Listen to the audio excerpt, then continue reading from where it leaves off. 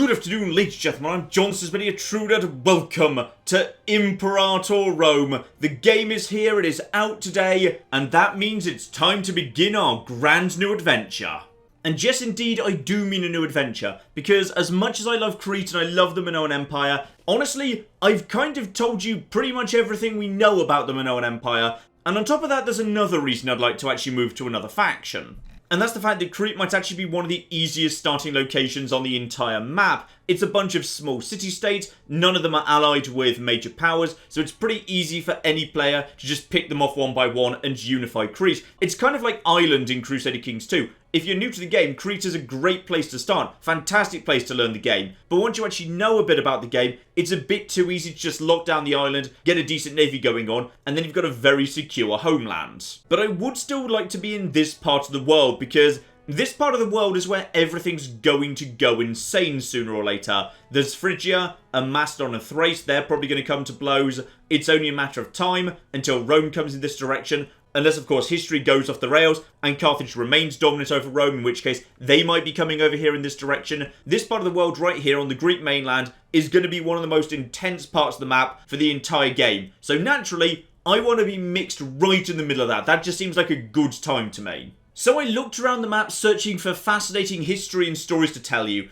and I realised sure I could tell you about Athens and Sparta and the Peloponnesian War, but those are cities and wars and stories that a lot of people have already heard of. What I really like to do is shine some light on the people that history forgot. Those cities and people and empires that arguably had a huge impact on history, without which our world would look totally different. And yet history forgets them. And that's when I saw them, ladies and gentlemen. That's when I saw the faction we're going to be playing as. So say hello to a little corner of Greece that I'm going to assume about 99% of you have never heard of before. Elis, or Elea, or let's just say Elis, because there's a lot of different ways we could choose to pronounce that. Now, you've probably never heard of Elis, but you've probably heard of the second city that makes up this tiny little fledgling empire. And that's its next door neighbour, Olympia, site of course of the Olympic Games, and the statue of Zeus at Olympia, one of the 7 ancient wonders of the world. And if we just zoom right in and spin the camera around there, you can just see there is a unique asset for the statue of Zeus at Olympia, which is very, very cool indeed. Because yes, this was one of the most impressive statues of the ancient world. Sadly, we only know about it by description, it was lost long ago, but it was a huge golden seated statue of Zeus that was deliberately designed to be so large that it looked like if it were ever to stand up, that it would be taller than the temple itself. A very fun trick for getting the scale of Zeus across. And not just Zeus, but one other goddess as well. You can't see it there, unfortunately, but in his right hand, there was the figure of Winged Victory, or Nike.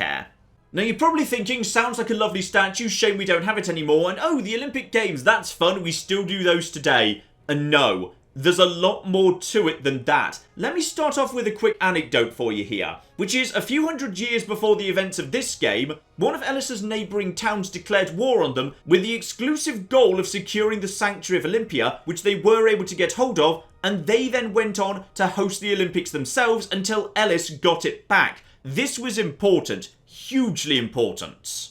And to understand why, you've got to understand a little bit about Greece. If you look at all this territory around here, this is a fairly accurate representation of what Greece was actually like back in these days, which is, it was divided. Tiny city-states, culturally and religiously very similar to each other in many ways, and yet constantly divided and regularly at war. But one idea is very common in Greek thinking, and that's the idea of a pan-Hellenic identity. The idea that despite their differences, despite their wars, all people of Greek culture and ethnicity ultimately had more in common with each other than they had that divided them. And here we look back to the Olympics, held every 4 years starting in about the 8th century BC. An event where every single Greek city-state was invited to come along, take part, watch, all of that good stuff. But practically, how did that happen in a world where everybody's at war with each other? And this is where we start getting into the significance of the Olympics to the ancient Greek mind. When the Olympics were active, there was a truce declared. A truce between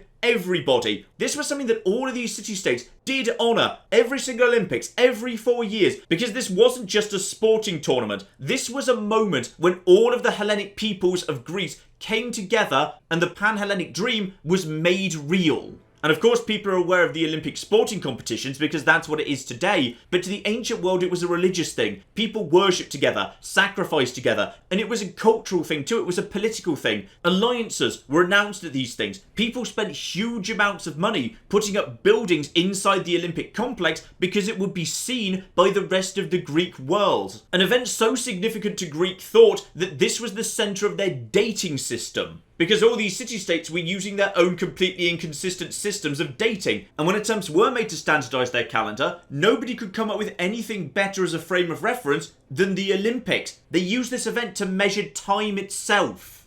And at the centre of it all is Elis, a civilization you've probably never heard of, but they were the ones who were putting this event on every 4 years for over a millennium, from the 8th century BC through to the 4th century AD. Now imagine the level of what we today would call soft power this gave the civilization of Elis. Sure, history doesn't remember them for having big armies or big navies. They never stood with 2.5 men against a million gazillion Persians for 7.5 years or whatever, but they were the ones who were putting on the festival that represented the idea of a pan-Hellenic identity more than anything else. And if that idea of a pan-Hellenic identity hadn't existed, would the Greeks have been able to come together to defeat the Persians? Would Alexander the Great have been able to build his empire? We don't know. Those are historical what-ifs, but I suspect Western history owes a great debt to Elis for putting on one hell of a good show every 4 years for over a millennium. As they did until the 4th century AD, when the Romans decided to shut down the Olympics for good. Arguably the greatest testament to their ongoing power, even in the 4th century AD, when Rome had Greece absolutely militarily locked down. Even then, they decided the safest thing to do was shut down the Olympics, because even then, they were still a beacon of Greek identity, of Greek culture. It was just too culturally powerful, so Rome had to get rid of it. And so it died, and was lost for over 1,000 years. In fact, the site of Olympia was literally lost. It ended up getting buried and was only rediscovered in the 18th century. But today, of course, it's back, and the modern Olympics, the flame is always lit on the ancient site of Olympia. And in the end, the Olympics managed to outlive the Roman Empire itself. But today, ladies and gentlemen, today we begin an adventure to stop that great travesty from occurring in the first place. One of these days, Rome is going to invade Greece. And this time, Elis is going to be ready to stop them. Though to be honest, that might be a bit on the tricky side, because there's a couple of big players who've got an interest in the local area. In particular, Macedon up here and Phrygia over here. So some of this territory belongs directly to one of those two. We've got Corinth over here, that actually belongs to Macedon. And up north over here, we've got Chalcis belonging directly to Phrygia. Obviously, we're in no position to go challenging them. But if I just go over to the very useful diplomacy map mode for a second, you'll see they've also got some friends down here. People who work for them. So Argos and all of these territories along here, they work for Macedon as their subjects. Phrygia, meanwhile, has got Athens and some of their neighbours working for them. So we've got to be very careful we don't accidentally go to war with the wrong person. Otherwise, we could end up in a war we can't possibly win. Though this does also present us with a little bit of an opportunity. You see, Macedon and Phrygia hate each other, and it's only a matter of time until they end up going to war. But that also means that both of them don't want the other to be able to take over all of Greece. For that reason, Boeotia over here has had its independence guaranteed by Phrygia, stopping Macedon from easily invading the south of Greece. Macedon, however, having locked down the crucially important territory of Corinth, stops Phrygia from marching by land down to southern Greece over here. So both of them are kind of blocking out the other. Which means down here, we should be safe as long as we're careful. Like, you might think I want to go and take that island over there. Nope, that island's guaranteed by Phrygia. We most definitely don't want to go causing trouble for them, because that island is part of this bit of territory, and Phrygia's just doing what it can to block in the Macedonians and stop them expanding south. So there's nothing we can do right now with Macedon or Phrygia, and we can't form alliances with them. We're way too small, they wouldn't even consider it. So we just need to build up a power base down here, but keep a very close eye on the politics between Macedon and Phrygia. Because if those guys decide to make big moves towards each other, the ripples from that war are gonna hit me and my neighbours too. And in a world as divided as this, I need friends. But friends are dangerous, because if friends decide to do something stupid, like declaring war on Macedonia or Phrygia, I either get drawn into that, or I have to refuse to honour an alliance. Both of which are very bad things, but I do have one friend in mind to kick us off here. and that is Sparta. Now, Sparta at this point in history is well past their glory days, but they start with a decent amount of territory, they start with a decent army, and perhaps most importantly of all, they start with access to iron, meaning they, unlike many of their neighbours, can produce heavy infantry. I can't produce heavy infantry right now. Hopefully I'll be able to sort that out momentarily. So they've got a big advantage in some of the early wars. So before we actually unpause the game, the first thing I want to do is, perfect, they're willing to accept an alliance. Me and Sparta want to be friends. Now in the long run, I want to eat Sparta. But for the time being, having these guys as allies is more important to me. So I'm going to offer them an alliance immediately. Lovely. And they accept straight away. So I've got a powerful ally down south. Meaning if any of these guys decide to actually start causing trouble with me, Sparta can swing in from the south and cause trouble with them too. So that's a bit of security. Let's make sure we understand what the situation is at home. Because another reason I wanted to play as Elis is because they're a republic. So the biggest thing about a republic government is the leader changes every 5 years, on account of elections held by an assembly of 100 senators, represented down there in the bottom right. And while right now it's lovely and even in the 5 factions that can be represented in the Senate, the civic faction, the military faction, the merchant faction, the religious faction, the populist faction, are all nicely evenly distributed with 20 seats each, that's going to start shifting immediately. And largely that's a function of the 5 faction leaders down in the bottom left. So it's time to see which of them are good and which of them are bad, because these guys serve for life, so this is going to have a very major impact on the state of my empire.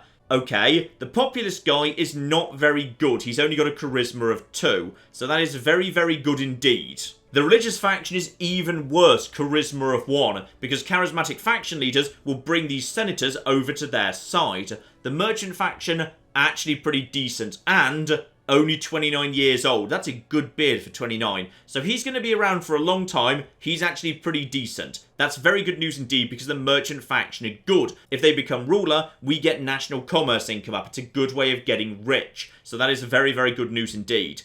Oh, that's much worse news. Right. We've got a 34-year-old leader of the military faction who's got a charisma of 0.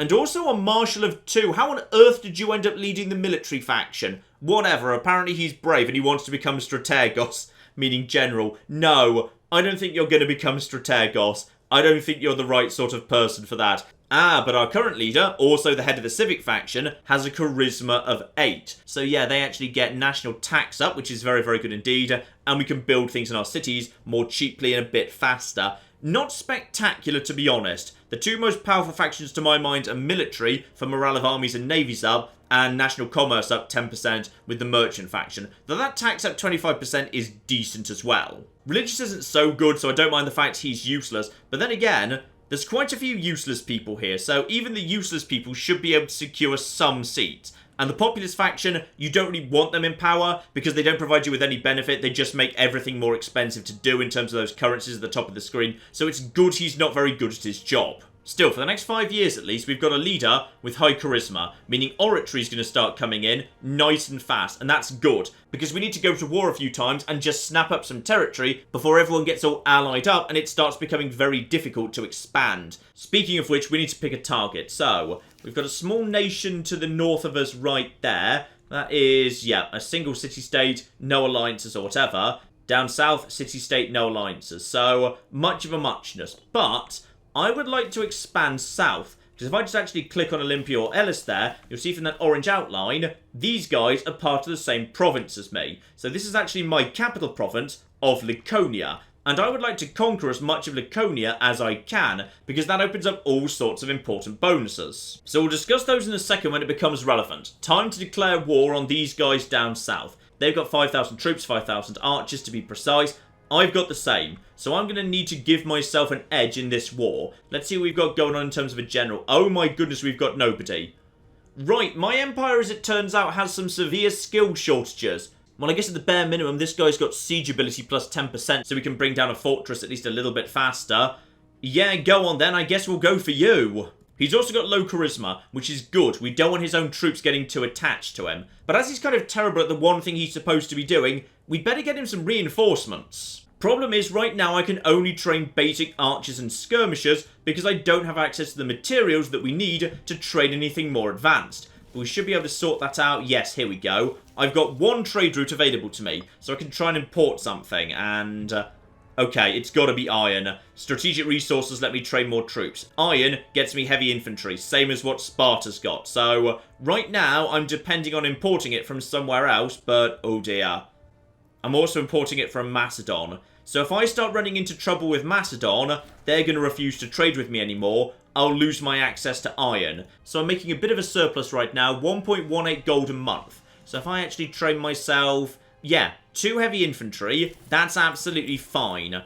And I'll just actually get in... yeah, I'll get some more archers in too. I know that will cause a deficit, but I've also got a fair amount of religious power right now. And my economy is being very much propped up by taxes. So I'm going to use that religious power to call down an omen in favour of national tax up through the blessing of Hades. So let's get that sorted out immediately. And if I want to declare war on these guys, I'm going to need a Casus Belli. I can fabricate that claim, but oh dear, it's a bit too expensive. Why is that 202 rather than 200? Hang on, what's wrong with my leader that that's happened?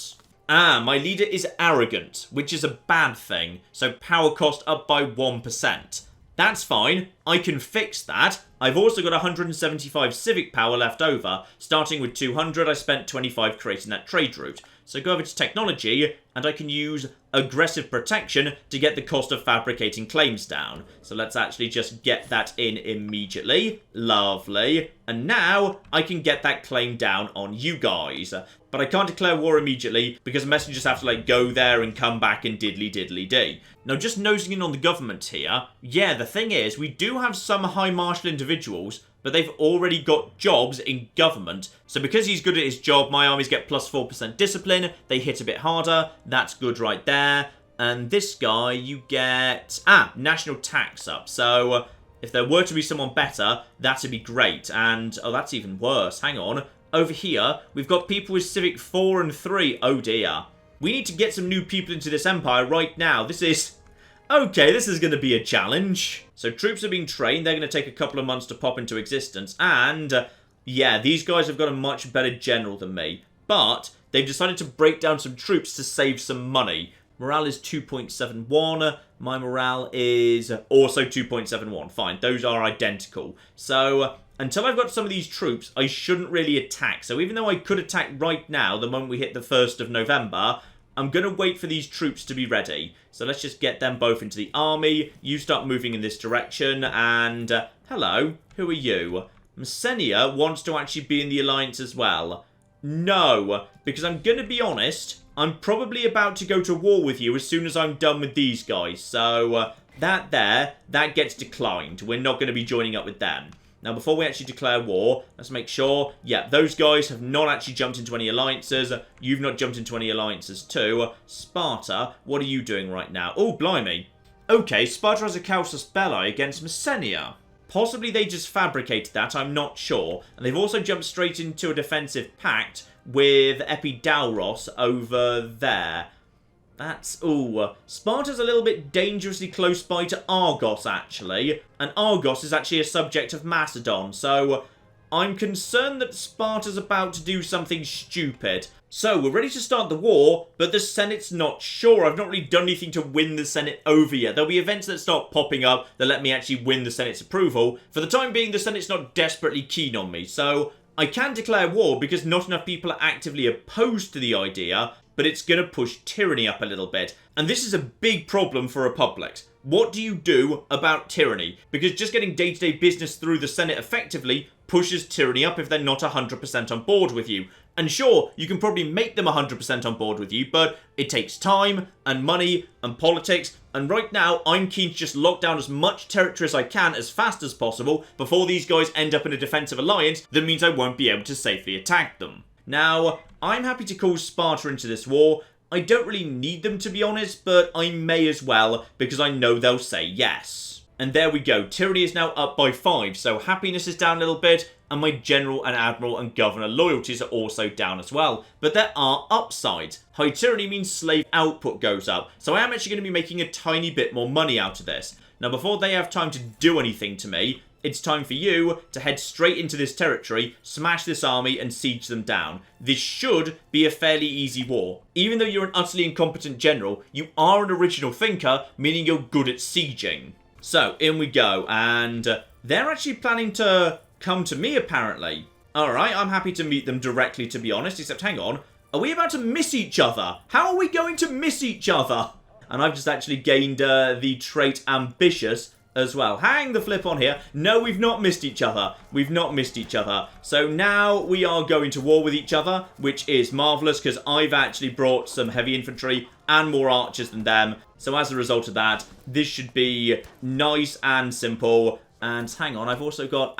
I technically did cross a river, so I do have some negatives on my dice, but we just had so many troops, that's absolutely fine. Now, what have we actually got here? Yeah, I've got enough men for the siege to continue immediately. So we've got more archers coming in right there, more heavy infantry. Those guys are fleeing north, but at this point, there's not much they can do to me. Their army has been trashed, and their morale is rock bottom. If they come back, we'll beat them again. But we do have an event popping up in the meantime. So, MacLeod's Megalith in his civic capacity informs us that an opportunity has arisen. One of our most valued temples is in dire need of renovation. With enough investment, the building could become a shining beacon of our benevolence. Now that's very Elis and Olympia. They spent a lot of money making Olympia really fancy. Okay, the family gains 25 prestige. That's actually pretty good right there, because my prestige is low at the minute. That also actually boosts my leader's popularity. And the family of... Hang on, are you the...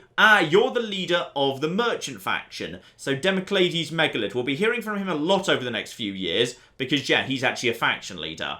He only wants 17.9 gold, and I am running a surplus right now.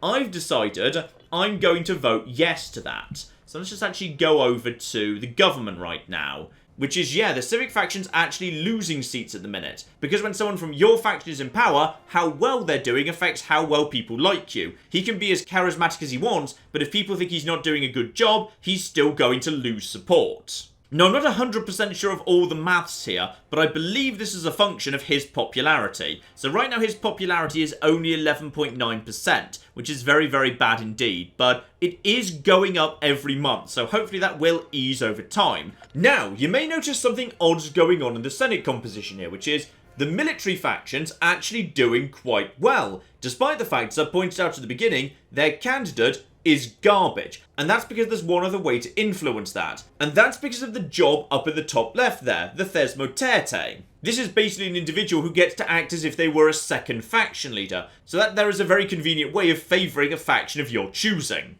Anyway, the siege of Lepreon is now underway, and we are just going to slowly take that place over time. Yeah, every 36 days, we're going to actually roll the dice on that. Last dice roll was a 6, so as a result of that, yes, some of the defenders died. But as long as we're keeping the siege up, siege accumulation will tick up, and slowly the odds will move more in our favour. The dice can come down between 1 and 14, and then all those modifiers are attached to it. And I must roll 20 or above to actually take the city. So as a result of that, if you've got a very talented general, the right technologies or what have you, then you can speed this up a little bit. But for me, I'm just going to have to wait it out. There we go, siege accumulation jumps to 10. Now I've got about a 35% chance of winning immediately. And this guy's going to try and march in for one final battle because, honestly, what other chance does he have at this point? But that's fine. This time he's the one crossing the river, so he's at an even bigger disadvantage. We will simply murder him, and momentarily his capital will fall. And there we go. The siege has been won. So at this point, I've occupied literally all of his territory. We also just took a slave and took that back to Elis, my capital. I could basically just force him to surrender immediately. So, sue for peace, demand some peace, and that will wipe this faction off the map forever. And don't forget to take all of the money he's got, which turns out to be 64 gold. Because I own literally all of his territory, he can't refuse. He has to accept everything I want. 64 gold, very, very nice indeed. Now, what to do with his nobility? Because I could just execute them for some popularity, but as we established earlier, I've got a bit of a skill shortage going on in my empire, so instead, I think we can actually bring some of their nobility into my empire. So, they've got the Therid, the Tariskid, and the Sosthenid family. Now, this is a bit embarrassing, but we've actually already kind of got a Tariskid family, so unless you're spectacular, you're fine, but not great, to be honest. Yeah, we probably don't want you. Okay, what about the Terrid family? This guy is not bad in the old civic, and we do need civic individuals. Also, yes, steadfast, not bad at all, to be honest. Honest, harsh, not bad really. And yeah, what about the Sosthenid family? Because I'm not sure we necessarily... Ooh. You know what?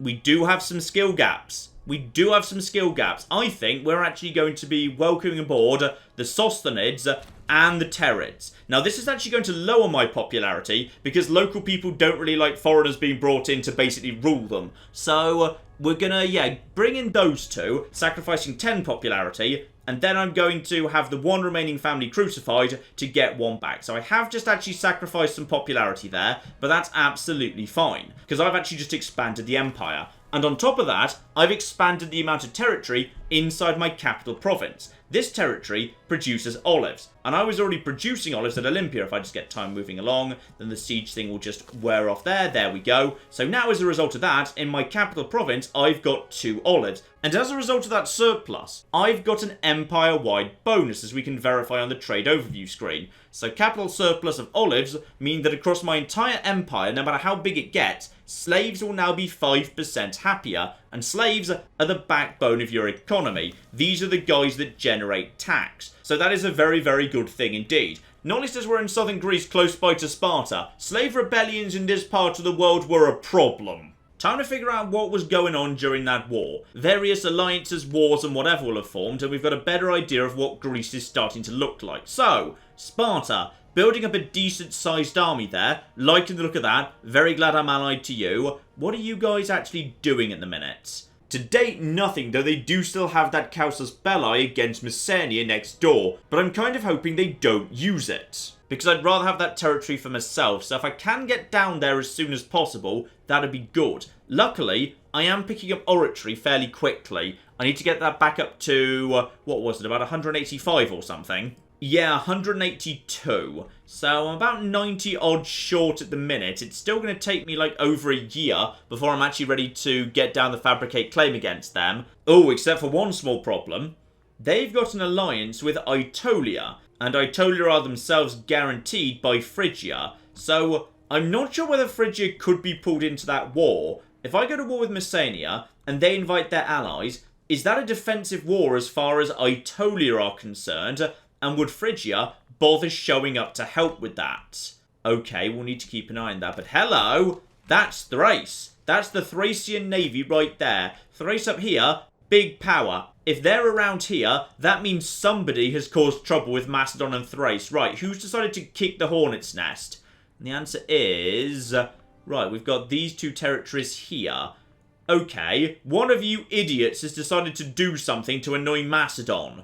In either case, Thrace has now shown up to help their ally, so I'm guessing they're going to try and land directly on this territory over here, Patrai. But Patrai actually has 7,000 men.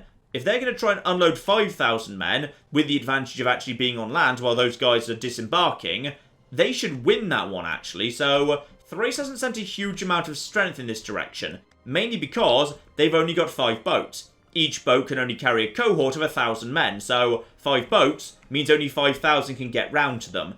Macedonia is only 6 boats. That throws up some interesting possibilities. So the navies of Macedon and Thrace combined can only ship about 11,000 men around. Meanwhile, they can't move around by land because presumably the Phrygian subjects won't be giving them military access. Right, now this is interesting. This is interesting stuff right here, and all of these guys have allied together as well. Fine, that's a nice little alliance against Macedon to the north. And as for these little 5 countries next to me in a big circle, they're in a defensive league, so they've not declared war against anybody yet, and I think Argos is at war with these guys too, but only because they've been pulled in by Macedon. And Troyzon's in a defensive league with Sparta down there. Nothing at all from Epidauros. I could... no, I can't actually ally with them because, they're a city-state, I'm a local power. They've only got 1 territory, I've got 3. So we can't formally be allies. Me and Sparta, meanwhile, are both local powers, so that's absolutely fine. And me and Sparta, for the time being, love each other. Now, this is very interesting, because it means actually, if Sparta were to go to war with Argos, they could probably beat Macedon, because even if Macedon and Thrace were somehow able to synchronize their landings, they could still only get 11,000 troops ashore. Sparta has 14,000, another 8,000 from me as well. That's interesting. That's very, very interesting indeed. We've just got to let time tick by, keep a very close eye on the diplomatic situation here. Thrace and Macedon are showing an interest in my part of the world, and I'd rather they just naffed off, to be honest. I kind of hope that Patrai wins that one. And Patrai's also just sent me some money. That's nice. Excuse me. Excuse me, please naff off. I do not want you around here. And Thrace says, possibly they just dropped those troops over there. There might be a battle going on over here right now, but I can't actually see it. It's too far away. Speaking of which, Patrai's just got in touch. They want military access.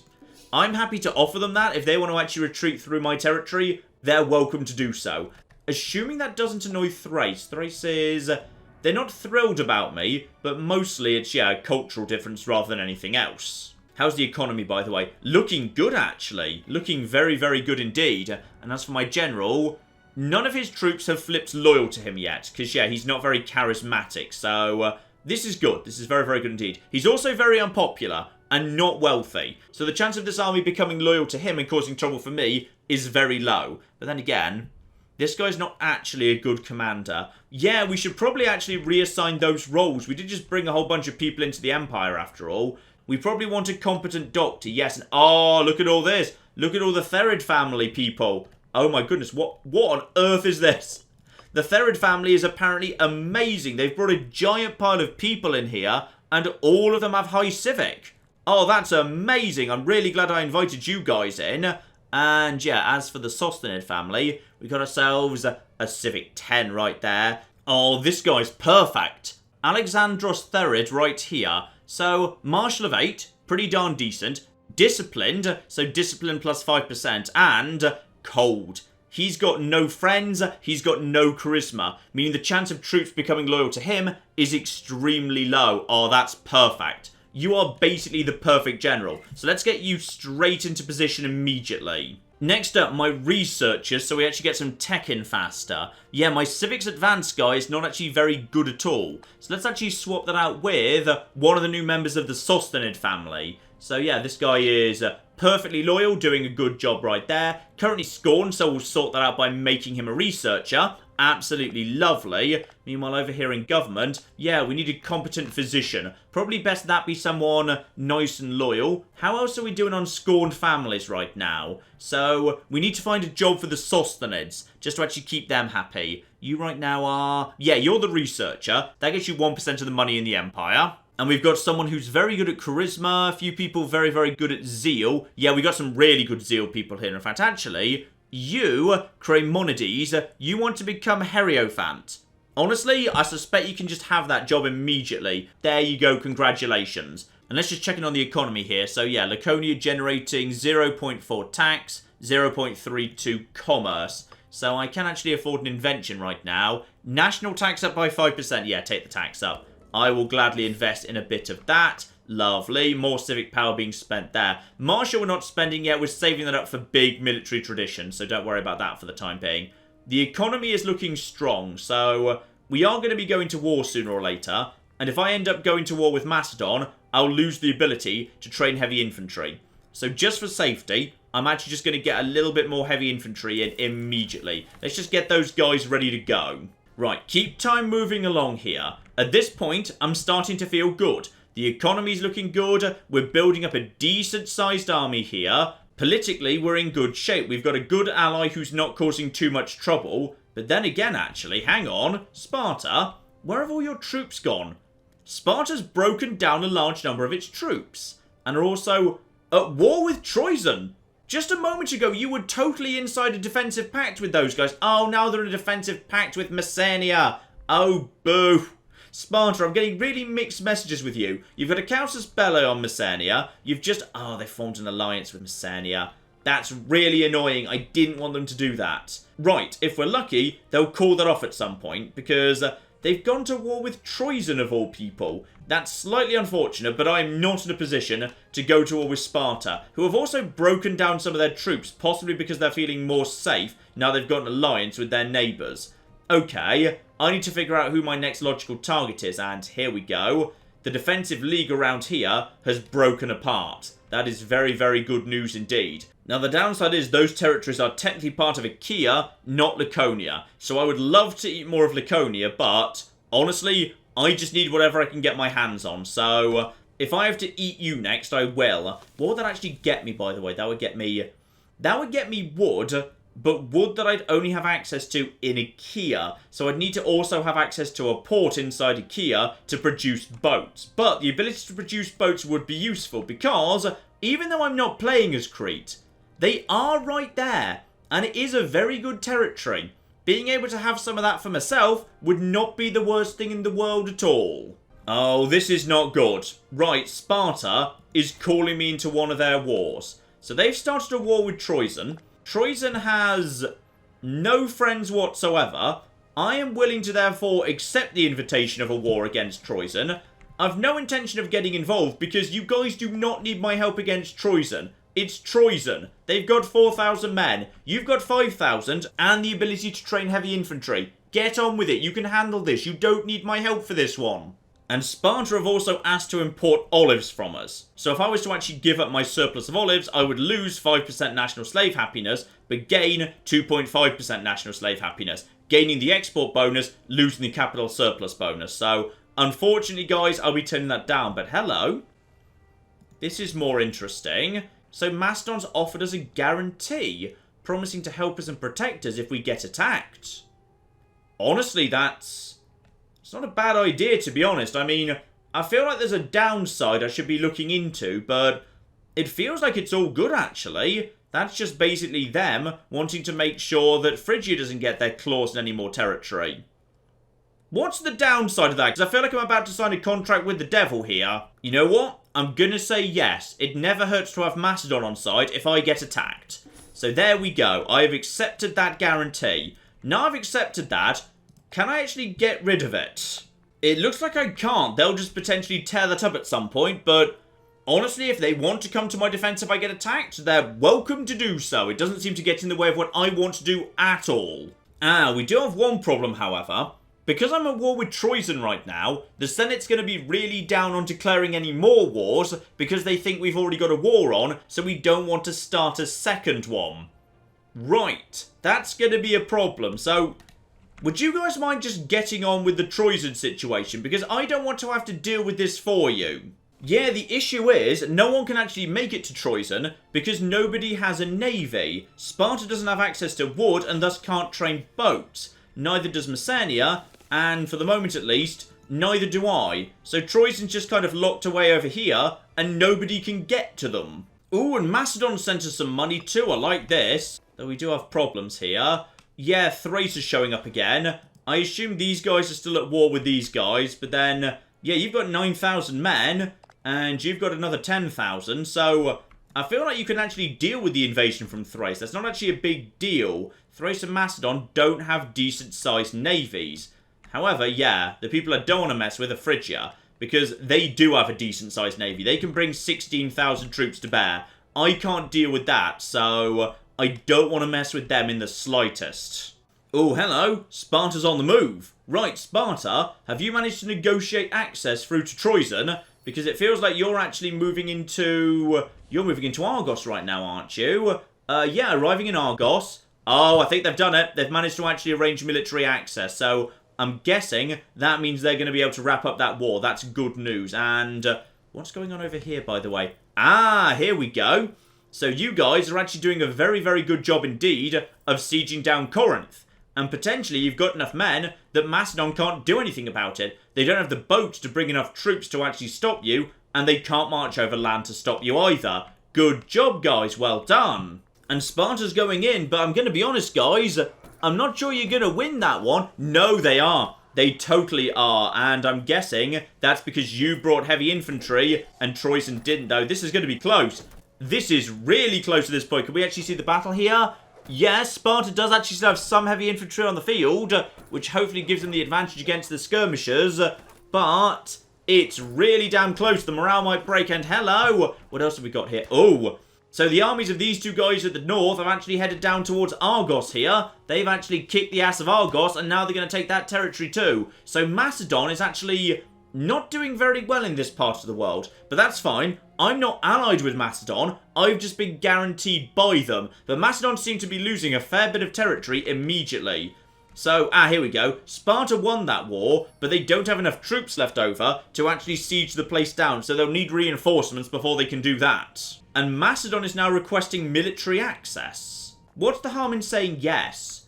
I mean, it's not like they can actually use my territory to walk by land anywhere, but go on. I'll say yes. I don't think that actually affects anyone. So, yeah, once again, Thrace has landed over here. Looks to me like Thrace is actually having their arse handed to them again. In come more Macedonian troops. They might be able to win this one, actually. This second war right here. But no. Even more have just showed up to 6,000. I'm assuming that's a bunch of little fleets I can't see that are just around the corner. So, Macedon are actually doing okay here. They finally managed to successfully land. But there are 11,000 troops sieging down Argos right now. That is enough to actually take those guys out. Unless the ships are immediately heading home to pick up reinforcements, which they might be doing right this moment. Meanwhile, I've actually got enough oratory to get a fabricated claim down. And, come on, no. Sadly, Messenia is still actually allied with Sparta. That's a real shame. I'd love to have gone in there next. Now, Patrai, currently at war with Macedonia. And Macedonia is being fairly friendly to me. I could actually throw my lot in with Macedonia, but there is a significant force right there. How many troops do you have on the field? 8 cohorts, but I believe they're badly damaged. Macedonia's got some troops around here. Not many, to be honest. If I was to declare war against these guys, would anyone be willing to actually show up? No, Sparta would not be willing to show up, but I could form an alliance with these guys. Would they actually accept? They would accept. I could get Messenia to potentially show up and help with that. I could move in against Patrai. That would pull in their ally over here, Aigion. And then I could have both of them. That would be... That'd be of interest. What would that get me? That would get me... Oh, cloth. Cloth's actually valuable. Local tax plus 10%. And this territory right here, I can't see because it's currently under siege. Okay. What's the diplomatic situation around here? Oh, you guys are totally isolated. You're completely isolated, so you've got no friends whatsoever. The thing is, I think we can actually win that war. I've got myself, yeah, the superior general. I've got as many troops, but my troops include heavy infantry. He's got nothing but skirmishers and archers. I could march through both of these territories, especially if I've got assistance from the Thracians. This is interesting. I wasn't planning on this, but it would get me the most amount of territory. The safe bet is just to take this bit of land right here, but that's one city. If I go to war against Patrai, then their allies get pulled in. I can have all 3 of these territories immediately. And Macedonia will give me military access. So now I can walk through their territory, except, oh, hang on. This technically isn't their territory anymore because it's been taken, so I might need to siege this place down. Okay. This is worth thinking about here. This could work. But you know what, ladies and gentlemen? I'd say that's enough for now. We have had a history lesson, we have had war, we have had intrigue, and now we've got a dilemma. Do we move towards friendship with Macedonia, or is that more danger than it's worth? What more can you ask for from the first episode of a new strategy series, ladies and gentlemen? And of course, this is the first episode of a new series. This is going to be going in a brand new slot I'm creating just for this every Monday and Thursday. Oh, Imperator Rome, it's good to finally be digging into this properly. I am looking forward to this, and I hope you are as well, ladies and gentlemen, because we have only just begun, and I cannot wait to see where this goes. But in the meantime, I've been John, this has been Many a True Nut, and this has been Imperator Rome. Thank you very much, and goodbye. This guy's enjoying that. This guy's enjoying his elephant a bit too much. Oh my god. In Fair Verona, we set our scene. Oh my god, Becky, look at her butt. It is so big. They've managed to glitch inside one of the buildings. Elephants in the rear! And then in come the chariots!